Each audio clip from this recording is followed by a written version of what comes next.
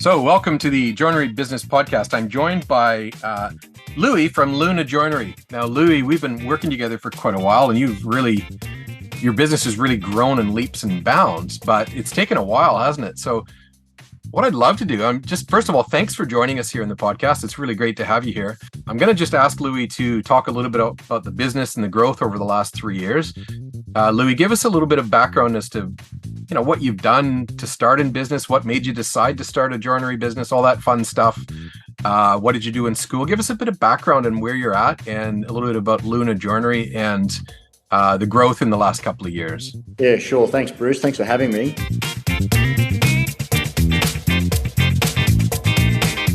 Well, look, I started the business, it's been close to a decade now. I think we're coming on to probably around 9 years, actually. I think I started the business like a lot of other people who start their own journey in joinery and cabinet making, is that they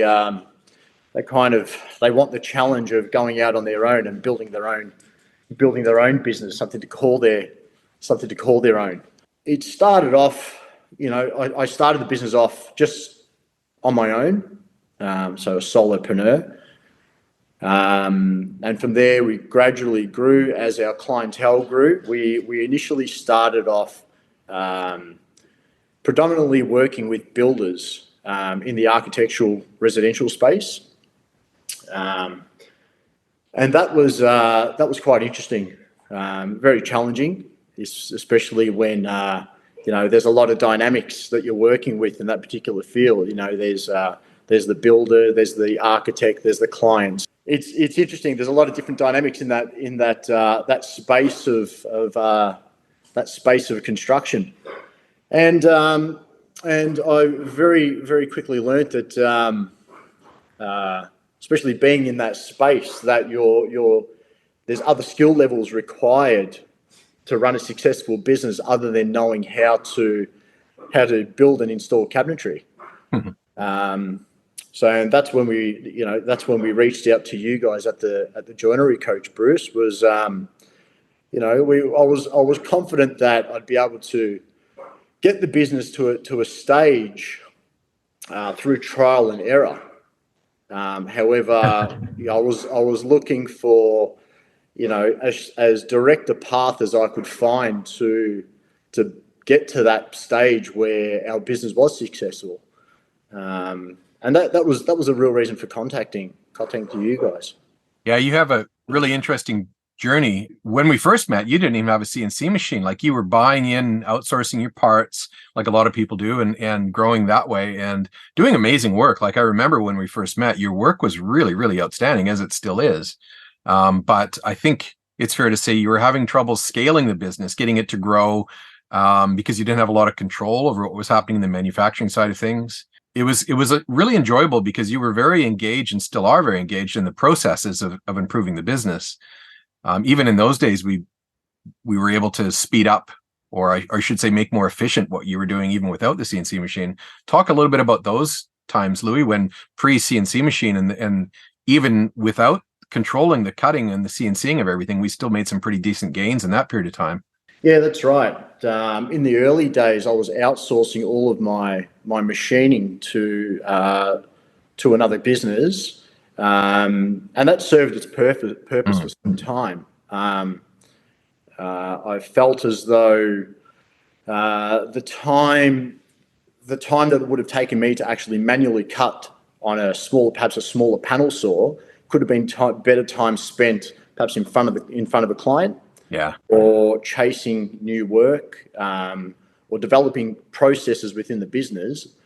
I didn't feel as though manually cutting and edging is really a high value task that me, myself, as a business owner, I didn't feel like it was really an efficient area or time or space of an efficient place that I should have been spending my time, if that makes any sense. It does. I think what we learned really quickly, though, is that 5 to 7, sometimes 8 weeks of waiting for somebody else to do it, though, it wasn't beneficial either, right? So it kind of was a barrier to even growing the business after a while. Yeah, exactly right. And especially while trying to develop relationships with builders, is that sometimes you need to be a little bit yeah, a little bit dynamic and fluid in the way that you operate. When you're relying on third parties to provide you with the parts for assembly, it made it really difficult. And there was some difficult conversations that I needed to have with some builders who, were after some items sooner than later that we couldn't deliver. And as the business grew, we decided to take the step towards purchasing our own machine. Yeah. And that's when the fun began, wasn't it, really, where the CNC came on board. You gained the confidence that the business was going to be able to have a future for you and your family. The business was going to be strong. And there was really no reason why a CNC shouldn't be part of your business. Talk a little bit about that transition from being a company that you were already using software, but you didn't have the CNC yet. So that transition was an interesting one, wasn't it? Yeah. So when we decided to, I guess when we really pulled the trigger on purchasing our own machine, we decided to, separate the drafting from the machine itself and learn. We realized that the bottleneck would really be in the drafting, not so much in operating of the machine. And so what we did was we decided to invest some time initially in learning the drafting and the software. We worked out that the initial small investment in purchasing the drafting software wasn't as big a purchase as investing into a CNC machine there and not being able to work because you don't know how to actually send the G code down to the machine. So we spent about 6 months initially learning how to use the drafting software. And it wasn't until we decided that they were ready to then make the transition to the machine did we decide to then make the purchase. Yeah. I remember that period of time. It was a lot of fun because we knew on the other side of this was going to be this amazing business that you have now where it's really scaling and growing. And Louis, I'd also love to hear you talk a little bit about the decision you made to get out of doing the commercial side of things, because that was really the passion that you had, wasn't it? Was to get out of the commercial type of work that you're doing that was kind of making your head explode a little bit and get into residential renovation type work in your local area. That was really your passion. Talk a little bit about that transition and what 2024 looks like for you now. Yeah, so we've through the journey with the business coach and yourself, Bruce, we made the decision to move away from commercial work or residential architectural works where we're working together with builders and move into the space where we're working directly with the clients. It's been a real game changer for us, really. The major reason for doing it was because we felt that through working with builders and architects, we felt as though we really had no control over the process. Yeah. And it's really difficult to run a business, a joinery business, where it's so critical and crucial to have processes within your business. And if you're working with someone who doesn't really want to follow your processes, but rather insists that you follow theirs, then what you're doing is you're finding that every job that you're working on needs to be structured in a way to suit their project. Yeah. That can be really frustrating. It's scheduling is difficult to do. Yeah, it's a really, really difficult process. Yeah, and you've really taken on board the marketing concepts as well. For me, it's been really, really interesting to watch your journey and frankly, quite humbling to be part of it, because you actually just keep taking steps forward. You just keep actioning the things, and it's like, okay, we got that done. What's next? And let's get on to it. And then what's next after that, which is really, really cool to watch. As far as building the team, talk a little bit about the importance and the benefit of focusing on building the team and how that's really helped you take the weight off your shoulders. Yeah, that's really been a fun journey, is building the team. Through working with yourself and the guys at the Joinery Coach, we had a real understanding of the positions which needed to be filled within the business. Yeah. So coming up with or understanding what those positions are was relatively easy. The difficult part was actually finding the people. Yeah. That's the hardest part. So through this journey, what I've actually learned is that there really is there's different personality types, if you like, for people who are best suited in different roles. So true. And so really, I think the challenge is getting an understanding of what those personality types are, or what the particular attributes that particular person needs to have. Filtering through resumes, everyone sends a fantastic resume, and everyone's, Everybody's perfect for the role in their resume. everybody's perfect for the role. That's right. Yeah. So it was a journey. It was a long process, but I think we're pretty much there, or we're close to now. Yeah, you've got a good team. We're probably just looking at tweaking and adjusting at this stage. 2024 looks pretty exciting, doesn't it? You got a full pipeline of work. The marketing is driving leads through your business now from a regular. I remember at the beginning of last year, you said to me, if next year all we're doing is residential work and we have a certain number of kitchens per month, I think it was like 4 to 6 kitchens per month, Right. you're going to be a really happy man, because that's really what you wanted. How is that looking as reality for 2024? I think we're going to reach our targets for 4 to 6 kitchens a month, Bruce.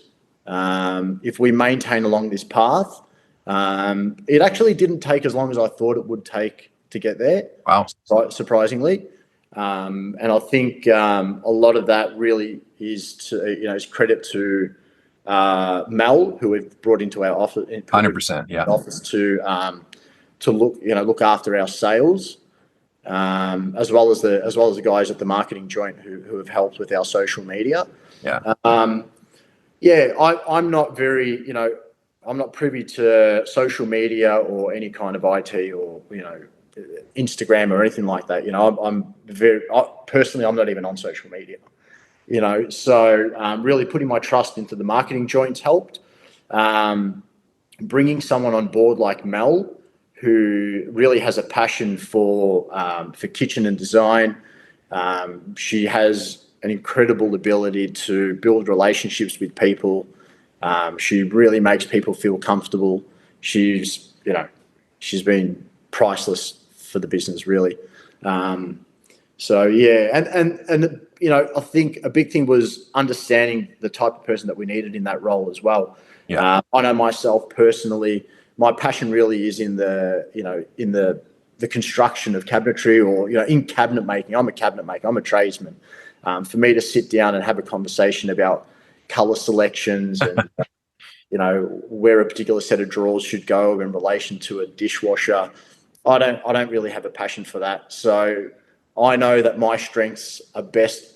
My time and strength is best placed elsewhere.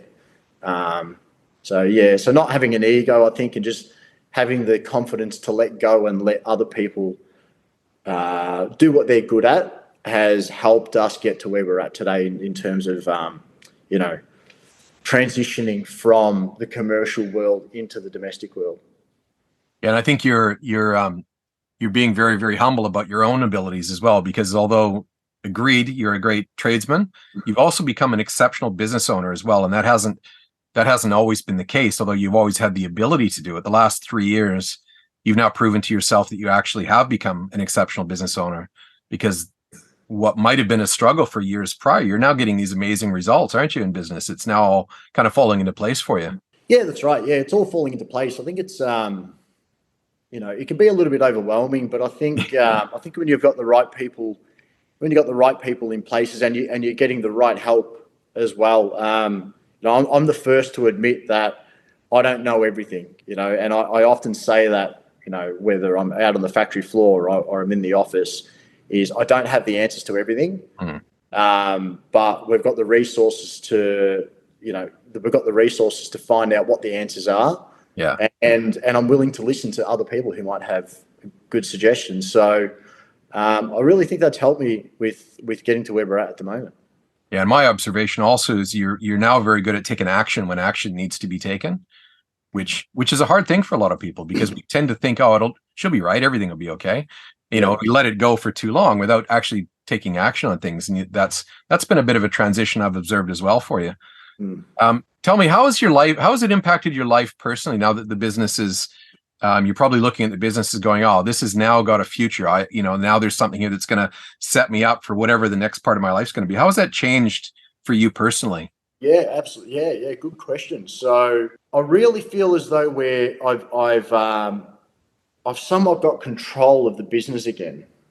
I feel as though any plans that we put in place, we can actually achieve them now through a process and through working towards it. Whereas before, like I said, I really felt as though we didn't have control of our business, and because of the type of work we were doing.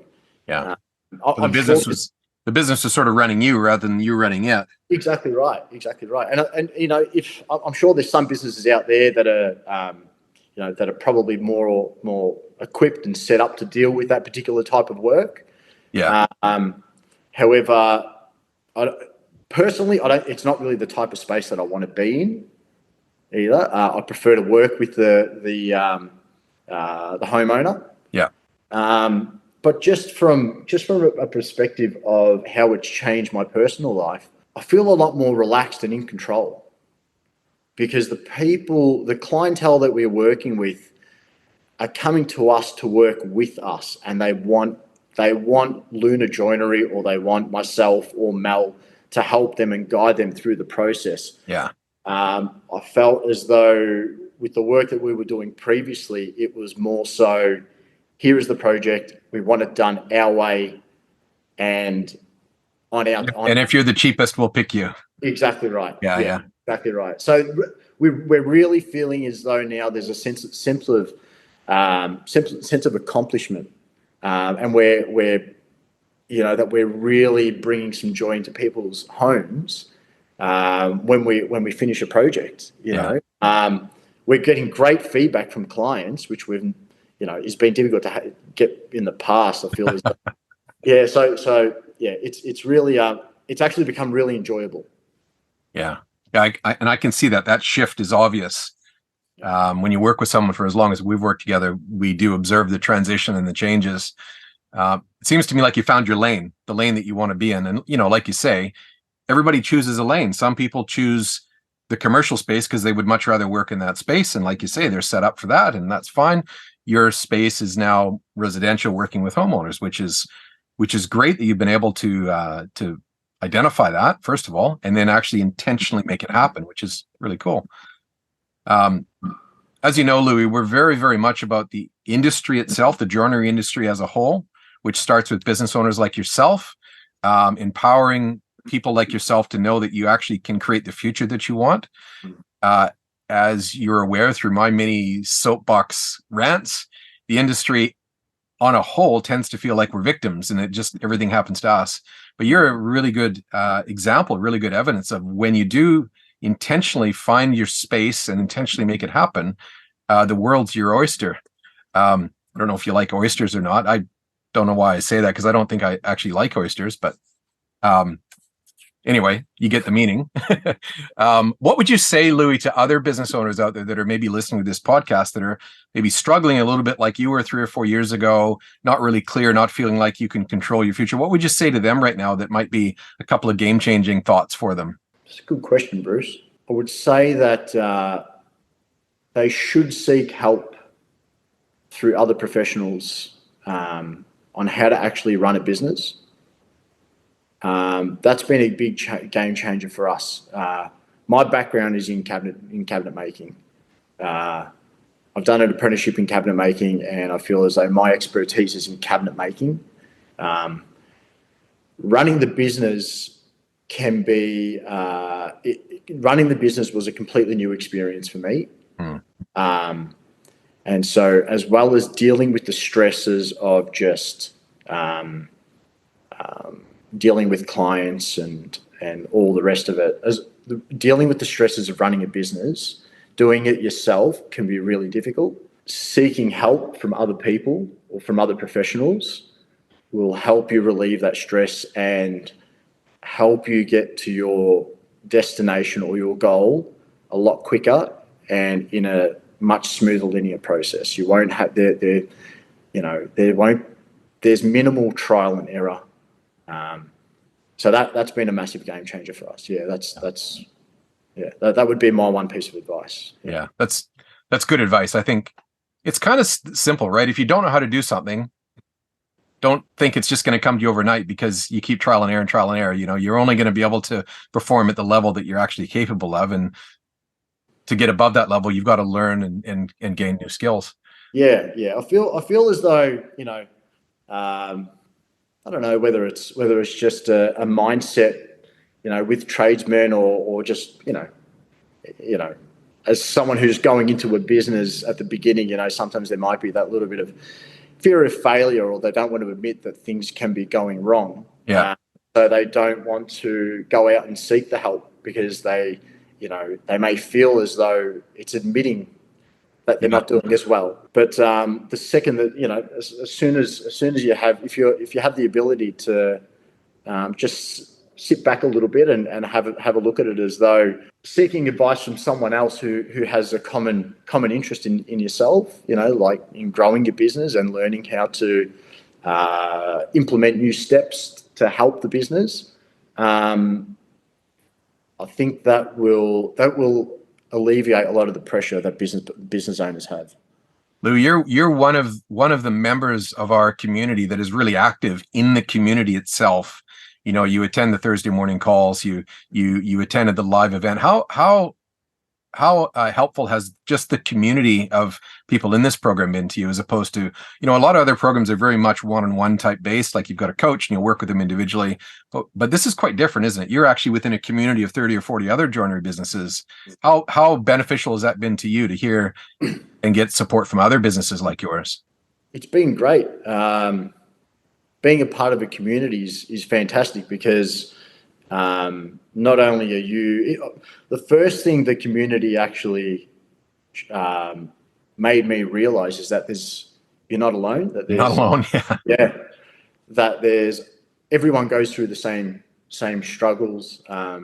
If there's other businesses who have been through the same struggles, then there would be people who have come up with the solutions for those struggles as well. Yeah. So often, rather than me, as I said before, coming up with the solutions through trial and error or researching on the internet or sleepless nights or whatever it might be, jump on a Thursday morning meeting with everyone else in the community and just ask a question. And there might be different people with different answers, and you just take your pick as to which one suits you best. Yeah. Yeah, I remember really clearly when I had my last kitchen business, there was no community. There was no, how do we talk to, we were all competitors and how dare we talk to each other sort of thing. And I just remember thinking, I wonder what everybody else is doing. I wonder how that person over there is so successful and I'm not. Little did I know that person wasn't successful at all. They were struggling just like I was. And I think the community part of it is really, really a key part of what we do, because it does connect people up and take away that thought that you're alone. Lou, I'd love to hear you talk about Luna Joinery as a business. What type of work do you do? Who do you work with? What area did you work in? What type of work do you do? Talk a little bit about the business itself. So if anybody's listening to this and they're wanting to contact you, they know how to do that and they know what you're all about. Yeah. Thanks, Bruce. So Luna Joinery, we're located in Reservoir in Melbourne. We specialise in domestic kitchens for residential homes, so residential projects. We predominantly work in the inner north of Melbourne. We're located inner north of Melbourne, so we like to help and I guess work in our local community as well. Although we do travel around town in Melbourne as well. Yeah. So what we find is we've got a great sales process which we can actually help people. We can guide people through the design consultation and make them feel comfortable with color selections, any designs specifics that they want, that they might need help with. We really like to spend our time with our clients and ensure that they're happy with what they're going to get. It can be a bit of a daunting process. It can be a little bit scary, you know. It's not a cheap item purchasing or doing a renovation or a new kitchen. So we'd like to make the journey as comfortable, hassle-free as we can for our clients. Yeah, you do great work. We see the reviews, we see the feedback, and you're 100% right. Your customers are really, really happy with what you do and how you do it. And I think that happens when you find your lane, when you find that happy place in business, and it just kind of happens naturally. So it's really cool to see. I'm really looking to 2024 for you guys, because that's I see that as an accelerate year, where everything that the hard work that you've done and all the building and all the things in the business that have been put into place, 2024 is going to be that year where it all accelerates, and it just kind of, ends up in the direction you want to be in. Because, wouldn't it be nice, Louis, if you could have 6 months off? Yeah, that'd be. Wouldn't that be wonderful? That'd be great. And the business is just ticking over, and you're in the Greek Isles somewhere, laying on the beach, having some fun. Yeah. Yep. With an occasional check in now and then, and Mel's got things under control, and everything's going great. What a wonderful result. Yeah, that'd be great. That'd be a dream. Not that far off. No. All right, Louis. Well, thanks for doing this. Love to have you on the podcast. Maybe we'll check in with you again in another few months and see how things have gone. But congratulations on the success, by the way. I think it's amazing when you stick with it and you believe and you put in the hard work. I think accompanying that with more knowledge and skill, I think it results in great things. Yeah, great. Thanks for having me, Bruce. All right, Louis. Thanks again. Have an awesome day. We'll see you soon.